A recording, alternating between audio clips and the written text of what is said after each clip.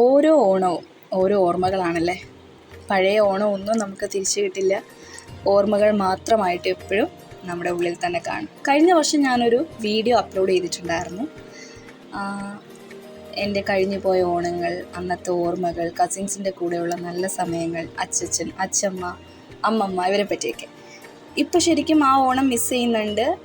എന്നാലും ഉള്ളത് കൊണ്ട് ഓണം പോലെ എന്ന് പറയുന്നത് പോലെ അതിൻ്റെ ഒരുക്കങ്ങളെല്ലാം ഇപ്പോഴും സെയിം തന്നെയാണ്. ഒൺലി തിങ് നമുക്ക് കസിൻസിനെ ആരെയും കാണാൻ പറ്റിയില്ല, എല്ലാവരും പല സ്ഥലങ്ങളിലാണ്.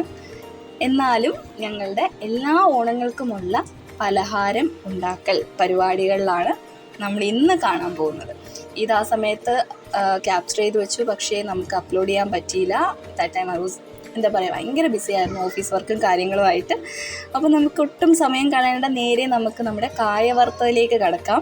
ഇന്നിവിടെ മെയിൻ ഷെഫ് ആരാന്ന് വെച്ചാൽ ഓണം, വിഷു എന്നീ ആഘോഷ സമയങ്ങളിലെല്ലാം ഞങ്ങളുടെ വീട്ടിലെ ഒരു നിറസാന്നിധ്യമാണ്, ലൈക്ക് കിച്ചണിലെ ഒരു നിറസാന്നിധ്യമാണ് അച്ഛൻ.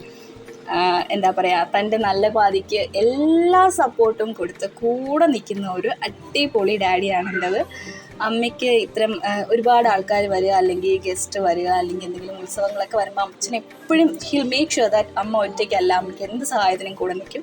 പിന്നെ ഇപ്പോൾ ഇപ്പോൾ അച്ഛൻ ജോലി വിട്ട്, ലൈക്ക് നമുക്കൊരു ബിസിനസ്സായിരുന്നു, ഒരു കടയായിരുന്നു. അപ്പോൾ അത് വിട്ടിട്ട് അച്ഛനും അമ്മയും വീട്ടിൽ തന്നെയാണ്. അതുകൊണ്ട് ഇപ്പോൾ ഫുൾ ടൈം അമ്മയുടെ കൂടെ തന്നെ ഉണ്ട്. രണ്ടുപേരും കൂടെ ചേർന്നാണ് എല്ലാ കാര്യങ്ങളും ചെയ്യുന്നത്. A to Z കാര്യങ്ങൾ വീട്ടിൽ ചെയ്യുന്നത് രണ്ടുപേരും കൂടെ ഒരുമിച്ചാണ്.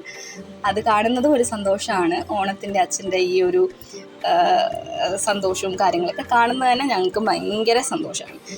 അപ്പോൾ ഇതേ നമ്മൾ ചിപ്സൊക്കെ ഉണ്ടാക്കി തുടങ്ങി.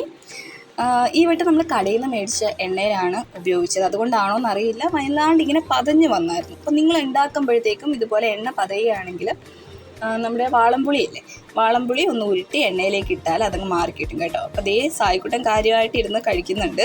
അത് ചുമ്മാ ഞാനൊരു വിഷലെടുക്കാൻ വേണ്ടിയിട്ട് അവൻ്റെ കൊടുത്തത് കേട്ടോ. അതിൻ്റെ ഇടയ്ക്ക് അവരുന്ന് കഴിക്കുക. അതിനുശേഷം നേരെ നമ്മൾ ശർക്കര വരട്ടി. അപ്പോൾ ആദ്യം തന്നെ കായ വറുത്തതിൻ്റെ കൂടെ തന്നെ കുറച്ച് വലിയ കഷ്ണങ്ങളായിട്ട് നമ്മൾ ശർക്കര വരട്ടിക്കുള്ള വറുത്ത് മാറ്റി വെച്ചു. ഇത് വന്നിട്ട് പായസപ്പച്ചരി ആണെന്നാണ് എൻ്റെ വിശ്വാസം. അതെടുത്ത് വറുത്ത് പൊടിച്ച് അരിച്ച് മാറ്റി വയ്ക്കുകയാണ് ചെയ്യുന്നത്. പിന്നീട് ആവശ്യമായിട്ട് വരുന്നത് ചുക്കും ഏലക്കയും ഒരല്പം പഞ്ചസാരയും കൂടെ ചേർത്ത് നന്നായിട്ട് പൊടിയാൻ വേണ്ടിയിട്ട് പഞ്ചസാരയും കൂടെ ചേർത്തിട്ട് നന്നായിട്ട് ഗ്രൈൻഡ് ചെയ്ത് മാറ്റി വയ്ക്കുക. ഇനി നമുക്ക് നമ്മുടെ ഒരു നൂൽ പരുവം എത്തിയ ശർക്കര പാവിലേക്ക് നമ്മൾ എടുത്തു വെച്ചേക്കുന്ന കായ വറുത്തതിട്ട് കൊടുക്കുക. അതിനുശേഷം അതിലേക്ക് നമ്മൾ ഫസ്റ്റ് ചേർക്കേണ്ടത് ആ പൊടിയാണ്. നമ്മുടെ ഏലക്കയും ചുക്കും കൂടെ പൊടിച്ചത് ആവശ്യത്തിന് ചേർത്ത് കൊടുക്കുക. ഒരുപാടാവാൻ പാടില്ല, ചുക്ക് ഒരുപാടായാലും എപ്പോഴും അതിനൊരു ചവർപ്പ് വരും. അതുകൊണ്ട് ആവശ്യത്തിനനുസരിച്ച് ചേർക്കുക. അതിനുശേഷം നമ്മൾ പൊടിച്ച് വെച്ചേക്കുന്ന അരിപ്പൊടി അതും കൂടെ എടുത്ത് നന്നായിട്ട് എല്ലാ സ്ഥലത്തേക്കും ഫസ്റ്റ് നമ്മൾ ആ ശർക്കരയിലേക്ക് ഇടുമ്പോഴത്തേക്കും മേക്ക് ഷുവർ അത് നന്നായിട്ട് കോട്ട് ചെയ്തിട്ടുണ്ട്, കംപ്ലീറ്റ് ആയിട്ട് എല്ലാ കായലേക്കും കോട്ട് ചെയ്തിട്ടുണ്ടെന്ന് നോക്കിയതിന് ശേഷം തന്നെ ഈ പൊടികളെല്ലാം ചേർക്കുക. അപ്പോൾ നമ്മളിതേ ഇപ്പോൾ അരിപ്പൊടിയാണ് കേട്ടോ ഇടുന്നത്. അരിപ്പൊടിയും കൂടെ ചേർത്ത് നന്നായിട്ട് മിക്സ് ചെയ്തെടുത്തതിന് ശേഷം അതിനകത്തേക്ക് നമ്മൾ ഷുഗർ ഗ്രാനൂൾസ്, ലൈക്ക് പൊടിച്ചതല്ല, പൊടിക്കാത്ത പഞ്ചസാര ഇട്ട് കൊടുക്കുക. അതും കൂടെ ആകുമ്പോഴത്തേക്കും നമ്മുടെ നല്ല ടേസ്റ്റി ആയിട്ടുള്ള ഈ ഒരു ശർക്കര വരട്ടി റെഡിയാവും. അപ്പോൾ ഇതിൻ്റെ ഒരു ടിപ്പ് എന്താണെന്ന് വെച്ചാൽ, നമ്മൾ ആദ്യമായിട്ടൊക്കെ ഉണ്ടാക്കുന്നവരാണെങ്കിൽ ശർക്കര വരട്ടിയുടെ കഷ്ണം ഒരുപാട് വലുതാവാണ്ടിരിക്കാൻ നോക്കുക.